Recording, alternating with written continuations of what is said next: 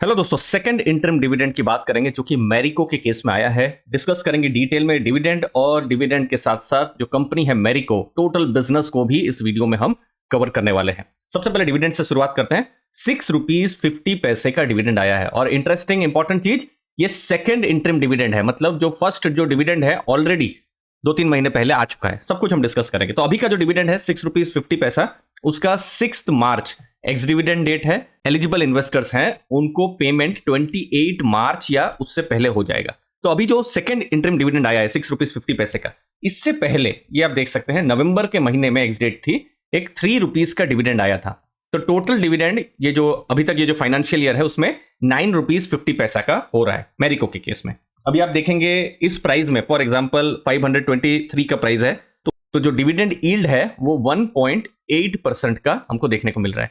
अब last year कैसा dividend था? अब लास्ट ईयर सिर्फ एक बार डिविडेंड आया था 4 रुपीज 50 पैसा, लेकिन मैरिको का हिस्ट्री रहा है साल में 2 बार डिविडेंड आने का। जैसे आप देखिए, ये नवंबर 2022 में एक डिविडेंड, फिर मार्च 2021 में, ठीक है, 7 रुपीज 50 पैसा। फिर देखिए नेक्स्ट ईयर अगेन नवंबर में, और फिर फरवरी के महीने में डिविडेंड 9 रुपीज 25 पैसा। मतलब उनका कॉन्सिस्टेंट डिविडेंड आ ही रहा था, बस लास्ट ईयर डिविडेंड अचानक से कम हुआ, लेकिन इस बार से फिर से वही थोड़ा सा कॉन्सिस्टेंट डिविडेंड आ रहा है। एक लास्ट ईयर ही थोड़ा सा अलग था, लेकिन अगर आप देखेंगे टोटल पे आउट रेशियो मैरिको के केस में हमको मजबूती देखने को मिल रहा है। देखिए लास्ट ईयर थोड़ा सा खराब था, जैसे हमने देखा ना, सिर्फ एक बार ही डिविडेंड आया था। तो देखिए लास्ट ईयर 45% ही पे आउट रेशियो था, लेकिन उससे पहले देखिए 97%, फिर उससे पहले 83%। अब ये क्या नंबर है? ये नंबर है कि कंपनी ने लेट से 100 रुपीज का प्रॉफिट किया है, तो कितना डिविडेंड अपने इन्वेस्टर्स के साथ जो उन्होंने पेमेंट यहां पर किया है। और अभी भी जो टोटल तभी रिजल्ट आए नहीं है, क्योंकि Q4 का रिजल्ट आना बाकी, लेकिन ये 9 रुपीज 50 पैसा इतना तो बता रहा है कि एक strong dividend pay out ratio इस बार भी होने वाला है। अब मैरिको एफएमसीजी कंपनी है और एफएमसीजी कंपनीज में हमेशा से हाई वैल्यूएशन मिले हुए हैं। तो मैरिको के केस में कैसे वैल्यूएशन है वो हम देख लेते हैं। तो देखिए उनका पी रेशियो देखिए 46.2 है, जो अगेन एक हाई पी रेशियो है। लेकिन हाई पी रेशियो के साथ साथ देखिए आप जो दूसरे फंडामेंटल नंबर है, आरओसी स्ट्रांग है 41.9, रिटर्न ऑन इक्विटी 35, ये सब कुछ स्ट्रांग नंबर है। अगेन डेट भी बहुत ज्यादा नहीं है, 0.12 का डेट है। अब चूंकि डेट ज्यादा है तो देख लेते हैं। देखिए लास्ट ईयर मार्च में क्रिसिल की रेटिंग रिपोर्ट आई है, AAA का रेटिंग है, और AAA का रेटिंग का मतलब है कि बिल्कुल स्ट्रांग है, मतलब कंपनी को जो भी पेमेंट है उसको लेकर बहुत ज्यादा यहां पर चिंता यहां पर नहीं है। अब Marico as a FMCG company, उनका देखिए 5 ईयर का पीई रेशियो 50 है, ठीक है, और 10 ईयर का पी रेशियो भी आपको यहां दिखा देते हैं, कितना है? 48 है। तो अभी 10 ईयर और 5 ईयर के हिसाब से तो थोड़ा कम है, कितना है? 46 है। तो अगेन ये क्वेश्चन हो जाता है कि 46 का पी रेशियो ज्यादा है कि कम है। अगर आप कंपनी को कंपनी के साथ कंपेयर करें मैरिको के हिस्टोरिकल डेटा के साथ, तो फिर तो थोड़ा सा हमको कम ही देखने को मिल रहा है। लेकिन ये इंडस्ट्री देखिए, यहां पर आपको एक और डेटा यहां पर दिखाता हूं, ये देखिए यहां एफएमसीजी कंपनी में, स्पेशली यहां पर देखिए मैरिको के केस में एक स्टीडी ग्रोथ है। जब आप किसी कंपनी को 40-50 का पी रेशियो दे रहे हैं, लेकिन आप 10 ईयर का ग्रोथ देखिए, सेल्स ग्रोथ 8% है। 10 ईयर का प्रॉफिट ग्रोथ, थोड़ा मार्जिन उन्होंने इंप्रूव किया होगा, 13% दिख रहा है। 5 year profit growth 10%, 5 year sales growth 9%। तो आप देख रहे हैं कि एक 9-10% के आसपास से ग्रो हो रहा है, और लास्ट ईयर के कंपैरिजन में तो ग्रोथ भी बहुत ज्यादा नहीं है। तो क्वेश्चन यही आ जाता है कि ये जो इतना हाई वैल्यूएशन है, क्या उनको मिलना चाहिए? ये एक थॉट प्रोसेस है। लेकिन दूसरा थॉट प्रोसेस ये भी है कि मैरिको जो एफएमसीजी जिस जगह में काम करती है, तो बहुत सारे प्रोडक्ट हम डेली यूज में भी यूज करते हैं। आप देखिए जैसे Parachute hair oil, I am sure बहुत सारे घरों में ये प्रोडक्ट होगा। फिर सफोला गोल्ड देखिए, फिर उसके साथ में कुछ अलग ब्रांड जो है जैसे निहार, हेयर एंड केयर, ये सब जो ब्रांड्स हैं, यहां पर मैरिको का एक आप मान सकते हैं कि वो नंबर 1 है। देखिए कुछ प्रोडक्ट में हो सकता है कुछ वॉल्यूम या वैल्यू टर्म्स में देखिए, जैसे कोकोनट ऑयल में बहुत बड़ा मार्केट शेयर है, रैंक उनका 1 है, फिर सफोला ओट्स में है, फिर हेयर जेल्स में, तो इन सब में उनका मार्केट शेयर नंबर 1 है और स्ट्रॉन्ग ब्रांड है ये सब। लेकिन आप देखिए जैसे पैराशूट, ठीक है, एक स्ट्रॉन्ग ब्रांड है, लेकिन आप देखिए उनका वॉल्यूम ग्रोथ 3% है। वैल्यू में ग्रोथ देखेंगे बिल्कुल फ्लैट है। वैल्यू में ग्रोथ देखेंगे सफोला गोल्ड का, तो नेगेटिव यहां पर ग्रोथ देखने को मिल रहा है। तो ये चैलेंज एक्चुअली में मिल रहा है अभी हमको मैरिको के केस में। अब यहां पर देख सकते हैं ये है वॉल्यूम ग्रोथ। वॉल्यूम ग्रोथ देखिए लास्ट ईयर के कंपैरिजन में सिर्फ ये 9 महीनों का डेटा आया है, 2% ही इंक्रीज। अब 2% बहुत ज्यादा इंक्रीज आपको नहीं देखने को मिलेगा, ठीक है।